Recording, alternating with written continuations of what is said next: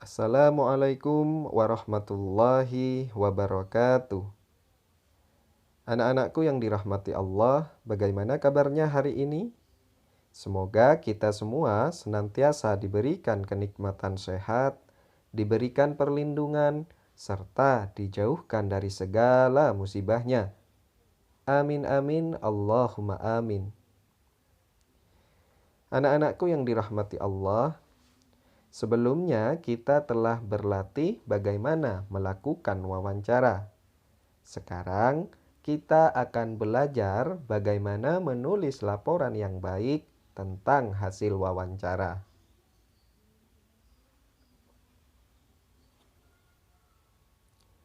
Setelah kita melakukan wawancara, langkah berikutnya yang harus kita lakukan adalah membuat laporan hasil wawancara. Untuk membuat laporan hasil wawancara, ada format yang sudah biasa digunakan dalam penyusunan laporan tersebut. Dan berikut ini adalah format hasil laporan wawancara.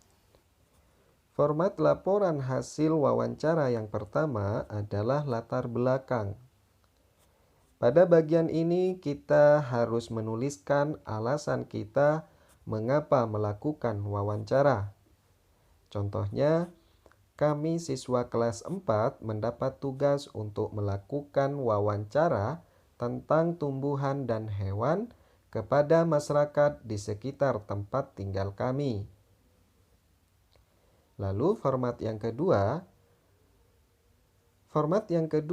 adalah maksud dan tujuan. Nah, pada bagian ini berisikan maksud dan tujuan dilakukannya wawancara tersebut.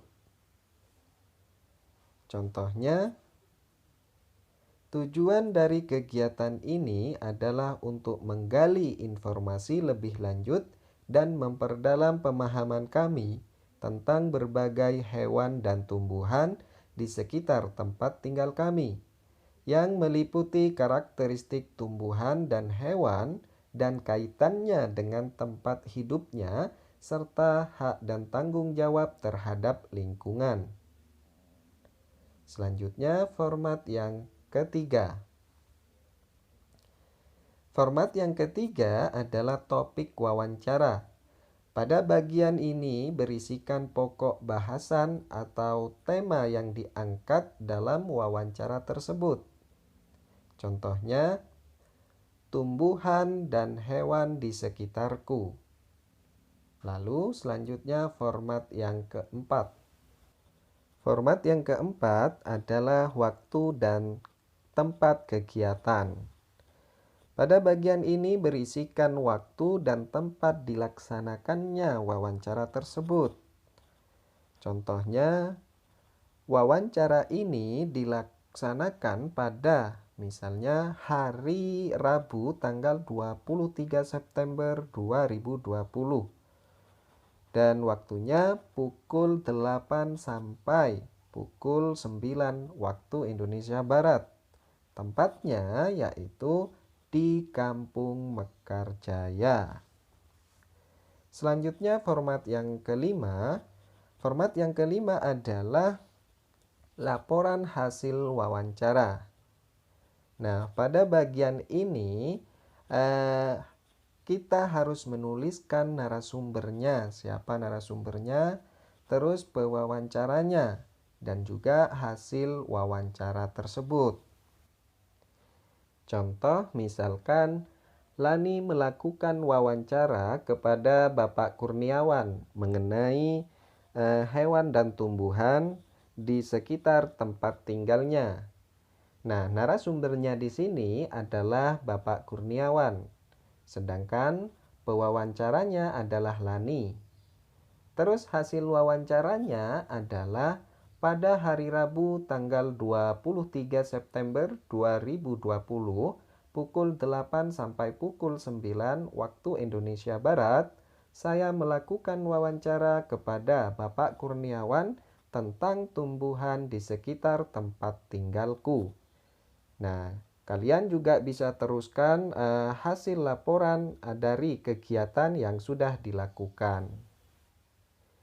Dari beberapa format yang sudah kita bahas tadi, yang terakhir ini adalah kesimpulan. Nah, pada bagian ini dituliskan kesimpulan dari hasil yang didapat pada kegiatan wawancara yang sudah dilakukan. Anak-anakku yang dirahmati Allah, sekarang kerjakan tugasnya ya. Tugasnya adalah lakukan wawancara kepada keluarga kalian mengenai pelestarian hewan langka, kemudian susun laporan dari hasil wawancara tersebut. Kalian bisa melakukan wawancara kepada ibu atau bapak serta saudara-saudara kalian. Anak-anakku yang dirahmati Allah, mungkin itu saja yang dapat saya sampaikan. Sedikit semoga bermanfaat bagi kita semua. Jangan lupa jaga kesehatan, jaga ibadahnya, tetap semangat belajarnya. Demikian saya akhiri. Wassalamualaikum warahmatullahi wabarakatuh.